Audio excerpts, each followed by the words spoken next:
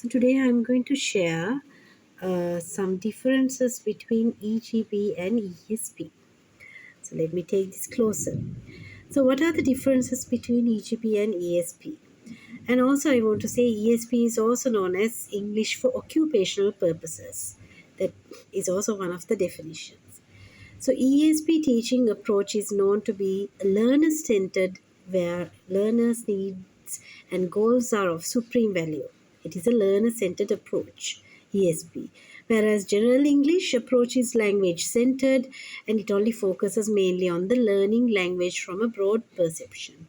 So that is one of the main differences. ESP is learner-centered and EGP is language-centered. Then the most important EGP features is the focus is often on education. Number two, as the learner's future needs are impossible to predict, the course content is more difficult to select. So due to the above point, it is important for the content in the syllabus to have a high surrender value. So we don't know what EGP learners will end up as. So we don't know what profession they are going to do. Because of that, it is difficult to choose the content for EGP.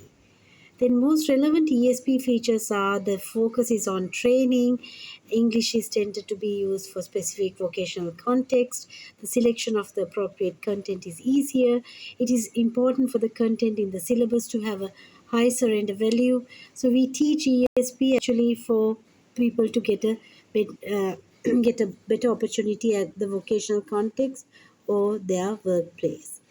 And the last point that I will be focusing on is between General English and ESP, the difference is the learners in the latter, that is for ESP, they are mainly adult with a certain degree of awareness.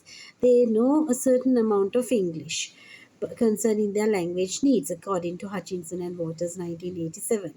Whereas general English courses are provided to pupils as compulsory module at schools. Their unique purpose is to succeed in the examination. But whereas for ESP, it is mainly to do with their professions. So that's a little bit about differences between EGP and ESP. Goodbye until we meet next.